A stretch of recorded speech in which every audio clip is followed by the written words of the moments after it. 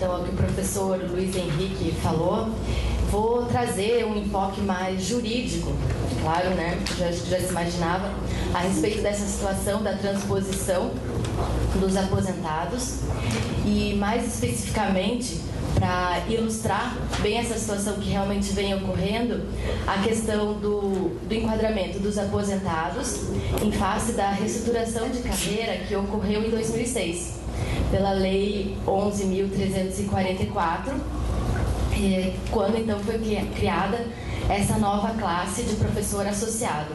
Então, o direito dos aposentados, né, que se aposentaram com direito à paridade garantido e que se aposentaram na classe de professor adjunto, nível 4, o direito ao enquadramento na classe de professor associado.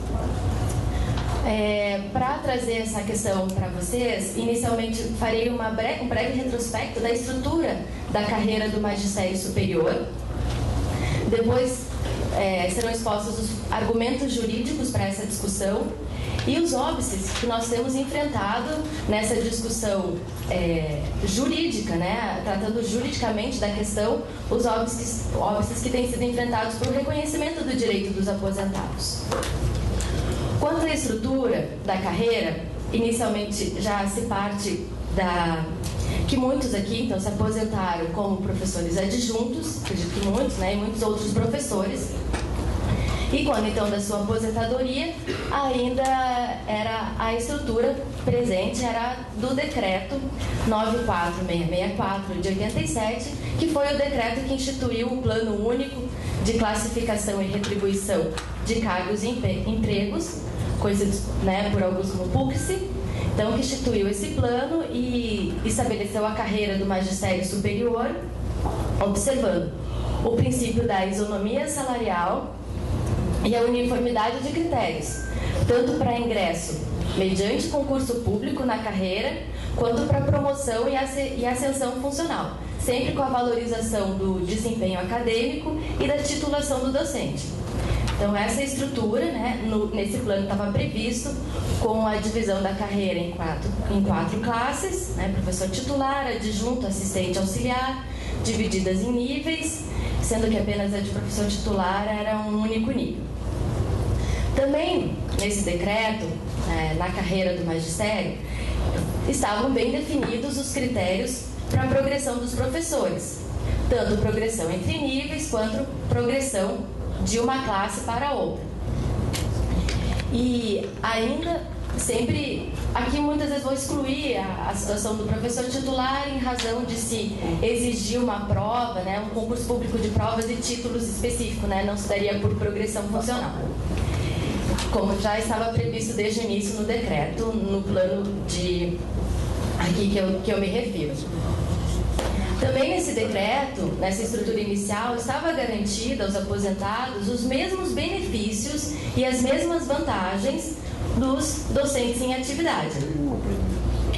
E essa estrutura, então, da carreira do magistério superior, com a possibilidade de progressão funcional até a classe de professor adjunto, no último nível 4, né, ela foi mantida sem alteração, com exceção de alguma questão de composição da remuneração, mas ela basicamente foi mantida sem nenhuma alteração até 2006, com a reestruturação, então, trazida pela lei que referi, né, a Lei 11.344.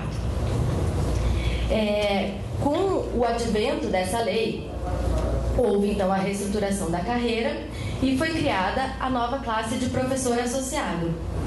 E também foram criados, então, novos níveis de referência de vencimentos. E para nós, nessa reestruturação, interessa destacar que a titulação exigida para o cargo de professor associado é exatamente a mesma titulação exigida para a classe de professor adjunto.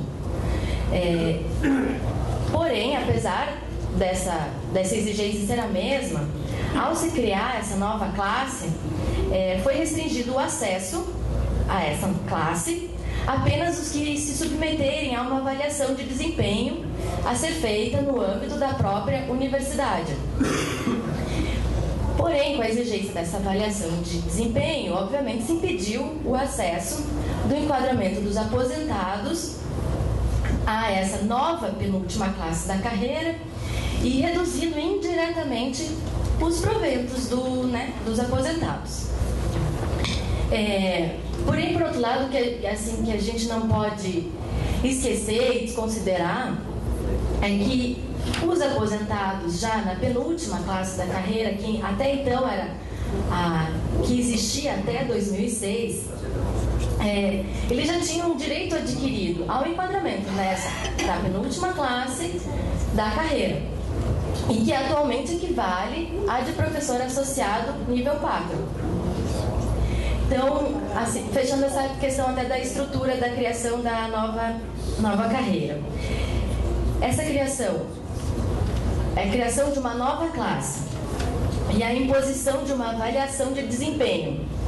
Essa exigência que antes não era imprescindível para se obter a progressão, ela acabou sendo uma forma disfarçada e uma forma indireta de aumentar a remuneração dos docentes em atividade, afastando a paridade garantida aos aposentados, né? Afinal, na época se aposentaram com a garantia da paridade, a remuneração dos ativos com os inativos.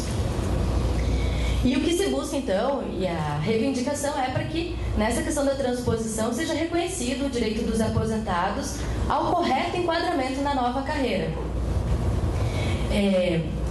E como argumentos que se colocam para essa pretensão de correto enquadramento, antes de se entrar propriamente em argumentos mais jurídicos que têm sido colocados e debatidos já, é que essa mesma lei de 2006, que reestruturou a carreira do magistério superior, também reestruturou a carreira do magistério de primeiro e segundo graus. Porém, para a carreira de magistério de primeiro e segundo graus, foi expressamente preservado o direito dos aposentados à isonomia com os servidores em atividade. De que forma? O que não se verificou na carreira do magistério superior. De que forma? Essa lei, ela, então, reestruturou a carreira e alterou a denominação da classe de professor titular para uma classe especial, e mantendo um só nível dessa nova classe, agora chamada de classe especial, porém afastou a exigência de um concurso público para o acesso a essa classe especial. E mais do que isso, que é aí que realmente se verifica a grande diferença, né? É que aos professores aposentados, que então, quando se aposentaram, estavam na classe nível 4, que seria a penúltima classe, foi garantido o direito de optar pelo enquadramento na classe especial. Obviamente que preenchidos alguns requisitos ali estabelecidos, mas como se foi uma opção conferida a professores aposentados, obviamente entre esses requisitos não se previu a exigência de uma avaliação de desempenho, mas outros requisitos que muitos preencheram e puderam optar e exercer esse direito de opção pela nova classe criada. Então, o que se verifica, né, comparando essas duas carreiras? Ambas as carreiras foram reestruturadas. Na de magistério superior foi incluída uma nova classe de professor associado, mas com a exigência de uma avaliação de desempenho, afastando daí, por óbvio, os docentes aposentados. E já na carreira de primeiro e segundo graus, houve alteração dos requisitos para acesso à classe titular, que passou a ser denominada classe especial, e a concessão do direito de opção aos aposentados a terem acesso, né, a optarem realmente por esse novo enquadramento, nessa nova classe.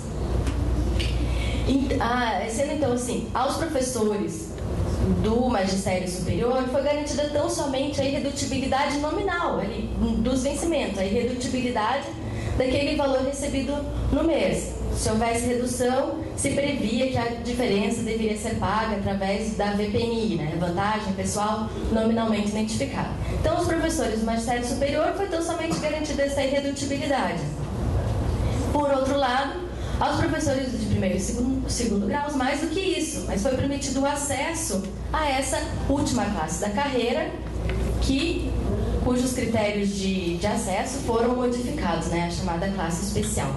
Então aí já se verifica um tratamento discriminatório entre os professores de ambas as carreiras, o que vem só a reforçar o pleito de enquadramento dos docentes do magistério superior a essa nova classe que foi criada.